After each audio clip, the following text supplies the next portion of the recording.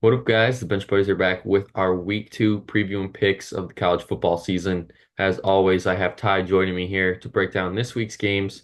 But before we get into it, we got to talk about last week's locks. Ty got me last week. I went 4-2. Only losses were the West Virginia spread against Penn State. That didn't go so well. They were in it going into the fourth quarter, but just fell apart. Then that LSU game, I thought LSU would actually come out and play how we should expect them to play, but under Brian Kelly and going back 5 years, they just can't win that first game. Yeah, and for mine, I mean, I think you would have had a lot of fun if you bet all of these straight up because the only one I lost was Florida, and they got their doors blown off. It was over midway through the third. So honestly, you would have had five really close wins and a loss that you never even had to sweat out. So pretty happy with my start here. Let's keep it going. Yeah, and then this week, I'm going with Michigan with 7.5 at home versus Texas. Oklahoma State 7.5 at home versus Arkansas. I think they can win that game by way more than that. The Tulane plus 10 at home versus Kansas State. I think that's a huge trap game for Kansas State. So I think that spread definitely could be in effect there. And yeah, I'm going that under in the Iowa State Iowa game, under 35. It just seems like the lower the number, the even lower the points are in the Iowa game. It doesn't matter. The Colorado Nebraska going to be completely opposite. I think there's going to be no defense played. Both the teams ending up in the 30s. And then Boise State plus 20 on the road at Oregon. If Oregon has half of a performance, what we saw last week, a half of that performance we saw last week, there's no doubt Boise State can easily cover that. Yeah, for sure. And for mine, I got three dogs on here and that I think are all going to actually win their games. I think Duke, Syracuse, and Mississippi State are actually going to win all those games outright. So I feel pretty good about the spreads there.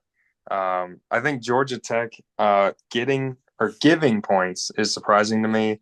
I think if people watch Florida State play their second game, maybe they shouldn't be quite as high on Georgia Tech now, having barely got by Florida State, who obviously is not very good. And I think Wake Forest at home, 2 points. It just kind of seems like a gimme. Virginia still sucks. Colorado, Nebraska, I really like the over. Colorado's going to make a lot of big plays, and they're going to give up a lot of big plays in pretty much every game. And then Maryland -9. Michigan State, I think, is 1 or 2 years away, and Maryland is a decent team. So let's ride with those six this week. And then we got our picks last week, the results. Good week from you, 9-2. That loss was Florida. Obviously, that was your only solo loss. And then we both lost on LSU. And then obviously I was on the opposite end of a field goal kick. And then Texas A&M just not playing well in the fourth quarter. But, pretty good start for both of our seasons if you're taking straight money lines. Yeah, I agree. I'd say my main takeaway is I'm really impressed with USC. I think they could make a run at the Big Ten this year. A lot of people are down on them and Lincoln Riley, but yeah, they look pretty good. I think they could make a run. Then our first game of the week. It's a game that I don't think too many people are looking forward to this week because there's some NFL football on it this time. For college football standpoint, I think this is a big game for both these teams. SMU in the ACC, big out of conference game. BYU in the in the Big 12. That's a big out of conference game for them as well on the road. But give me the Mustangs at home. I think they're gonna be 3-0 heading into ACC play. Yeah, I agree. I mean, it's not crazy to think SMU could win the ACC this year, at least play Miami in the ACC championship. But we'll see if they can get back on track. Struggled with Nevada in week one, so I think they need kind of a dominant victory here to get back on track. Then moving to Saturday, of course, we got to talk about our favorite team playing probably the biggest game until the game at the end of the year. Michigan at home against Texas. And as much as my heart is saying with Michigan, the logical pick here, I feel like is Texas just because what we've already seen in 1 week. The big storyline there for Michigan is obviously the quarterback room. How is that game going to be determined this week? The defense is going to show up and play well, of course, but if the offense can't get it rolling early in the first half, there might be a quarterback change in the second half. I'm hoping that this is going to be an ugly, grinded out 13-10 game and Michigan walks away with the win. Yeah, I mean, I hope so. I am not very confident in this pick. Probably the least confident I've been going into a Michigan game, and I don't know, probably since the Georgia game in 21. So it's been a while.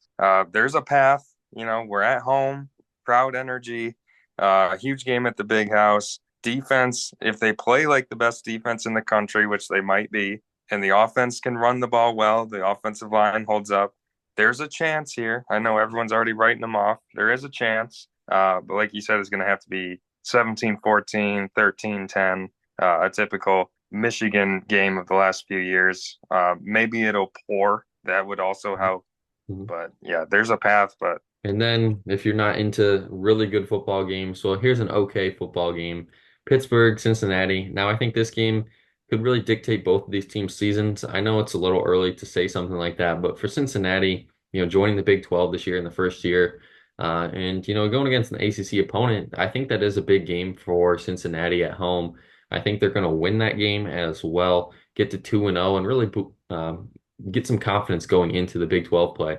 yeah, this is a big game for both teams because I don't see them making a whole lot of noise in either of their conferences. So they need all the wins they can get here in the early season. But I think Cincinnati at home gets it done. I think these teams are pretty equal this year, both kind of towards the bottom of their conference, but the home field advantage will be enough for Cincinnati. And more than likely, you'll be flicking back from that Texas Michigan game to this one. The Georgia Tech Syracuse. I don't think anyone had this one circled on their calendar in week 2 already. But for me, I'm big on Syracuse this year. I think Kyle McCord is going to light up the ACC because what he did last year at Ohio State in the Big Ten is still pretty good numbers. And now you go to a weaker conference to someone that actually wants you to be their quarterback. Give me the Orange at home. The Carrier Dome's going to be rocking, and kind of like you said earlier, I think Georgia Tech might be a little overrated already in the season just because, that win against Florida State could have easily been a loss. Yeah, it definitely could have. And, obviously now that win doesn't look as good with them being 0-2. And like you said, I think McCord has a lot to prove now, kind of a chip on his shoulder. And I think Syracuse is another team that could compete in the very weak ACC. And I think they'll prove that Saturday when they take down a ranked Georgia Tech. And then on ABC, again at 12, you got Arkansas and Oklahoma State. And if you want to watch probably the best running back in the country, this is your game. Ollie Gordon, I think, is just going to not light up the Arkansas defense, but he's going to have himself a great game at home. And I think the logical pick is just to go Oklahoma State at home. They have the most experience, they have a better head coach. And frankly, I think even if this game was at Arkansas, I'd still go with Oklahoma State. I don't think the environment matters too much for both of these teams playing in huge conferences and, big games all the time. But I do like the Cowboys at home to cover this one as well. Yeah, I do think this will be a close game. I almost had Arkansas in one of my locks to cover, but I do think Oklahoma State gets the win here. Like you said, best running back in the country, probably. And I think that'll be the difference. They can just continue to run the ball, impose their will, and they'll get the win. And still on the 12 o'clock games, hopefully you got YouTube TV so you can watch all four at the same time. Kansas State and Tulane. And yeah, you see that. I'm going with the Green Wave at home, pulling off a huge upset win. And I think this could be my non-Power 5 school to earn that conference championship right to get into the playoff because, Tulane has it set up. I think they have Oklahoma next week as well. So let's say they don't win this one, but then they beat Oklahoma. They have two shots at really being that team that can go to the college football playoff. And I think this is the week that they have the best chance to do it because they're at home, and I think they're going to do it. Yeah, I do think Tulane is one of the best group of five teams, if not the best team. But this is just more a testament to Kansas State. I think they're going to end up in the Big 12 championship this year against Utah. And this win will really propel them to a big Big 12 season. This is a tough road game for them. The crowd's going to be rocking for Tulane, but I think Kansas State does come out with the win in a close game. And then finally moving to the 3:30 slate. You got Iowa State, Iowa. Obviously, this game is great every single year. It's a close game. More than likely, if you want to watch points, you're going to have to flick to something else because, I already took the under in this game. Historically, this game is a low scoring game. I can't remember when both these teams scored in the 30s in this rivalry. It has to be at least 10 years, it feels like. Maybe Brock Purdy's like freshman year or something 5 years ago. But I think this game makes too much sense for it to be an under and Iowa to cover. So maybe this is one of those years where all of a sudden the gates break loose and it's a high scoring affair. But, on paper, you got to go with the Hawkeyes. Yeah, you got to give Iowa credit. They own their rivals here in Iowa State. They have just been dominating them in this last decade. And I think that'll continue here. It seems like this game is always very close, but Iowa just always finds a way to win it. And this year, playing it at home, I think that'll continue. I will say Cade McNamara looked pretty good in week one. Iowa might actually have a quarterback this year, maybe some wide receivers too. Who knows? But I think they're just going to win a dogfight here. And then moving to 7 o'clock, you got Kansas and Illinois.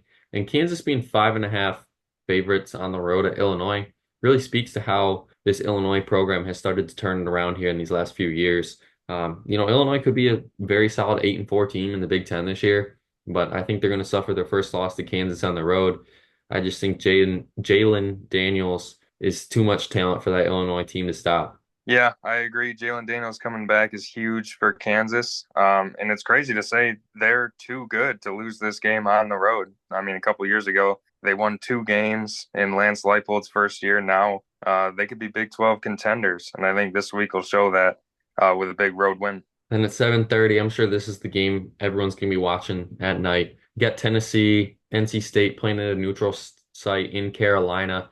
And if we see half of a performance of what Tennessee was last week against Chattanooga, I think they're still going to blow the doors off NC State because NC State struggled at home against Western Carolina last week until the fourth quarter. They finally figured it out. And if they've won quarter like that against Tennessee, I think the Vols are just going to throttle them. And, as long as that kid Nico is the quarterback for this Tennessee team, they're going to be very tough to beat. Yeah, I think if anything, you take Tennessee to cover in this game. I don't see this getting within 8 points, really. I just think Tennessee is more talented at pretty much every position in this game. NC State, they've been consistent. It seems like every year, 8-4, 9-3. They don't really have that down year, but they also haven't really had a breakthrough. And, they'll be looking for it here, but I don't think they're going to get it. Like I said, too much talent for Tennessee. And then also at 7:30, Colorado, Nebraska. And, if you saw my predictions video at the beginning of the year, you know why I'm going with Nebraska in here. I think Dylan Raiola is just going to be a potential Heisman candidate. And I know it's only 1 week into the season. Nebraska has found their guy. Matt Rule has found their guy. And if they win this game, which I'm projecting them to win, I think Nebraska might be ranked next week just because they were pretty close to getting ranked this week. And if they can beat a rival at home in a big primetime environment, and Raiola really shows up in that first game, Nebraska might be a tough out this year in the Big Ten. Yeah, I'll say I'm really excited. This might be the second most exciting game for me this week outside of the Michigan game. So many storylines here. Obviously, Deion Sanders, Shedeur Sanders for Colorado. Can they have their breakthrough this year? And then you got Nebraska, who, for seemingly 20 years has been waiting for that breakthrough, waiting to get back to relevance. And now, like you said, they have a 5-star quarterback. And both of these teams have struggled for so long and feel like they can turn things around this year. So this will be a huge rivalry game at night. And I think Nebraska finally gets that big win that they've been looking for. And they kind of silence the noise from Colorado. And then at 10 o'clock, the last game of the week, I will say, obviously the obvious pick here is Oregon, but I will say, I'm taking that Boise State spread at plus 20. And I heard today Joe Klatt was talking. Boise State's 3-0 all time against Oregon. They played them in a back-to-back in 07, 08. Then they played in a bowl game in 17. And Boise State came out with a win each time. So I think that's interesting to take note of. If Oregon can somehow figure it out, throw last week's film and that whole game out, and let's say they're that projected team that we all thought they would be at the beginning of the year, there's no doubt this Oregon team could just throttle them and possibly put up 28 in one quarter. Yeah, they could. But I do think Boise State they're my pick to come out of the group of five this year. I think they're going to be the team that makes the playoff. This is a really good team in Boise State. This is no pushover at all. And, like you said, Oregon 24-14 win last week over FCS Idaho. So nothing really to write home about there. 20-point line. This is a really tough one. Obviously, Zach, you took Boise State to cover, but I could see, Oregon winning by 40 in this game, or I could see this coming right down to the wire because of how talented Boise State is as a group of five. But Oregon, I think, kind of got a wake-up call in week one. and that'll carry over to this week, and they'll, kind of run away with it in the fourth quarter. And that's going to be it for our week 2 preview and picks. Check back next week to see how we did on our locks and how all the games went. And then obviously we'll be breaking down the best games next week. But until the next time, the Bench Buddies are out.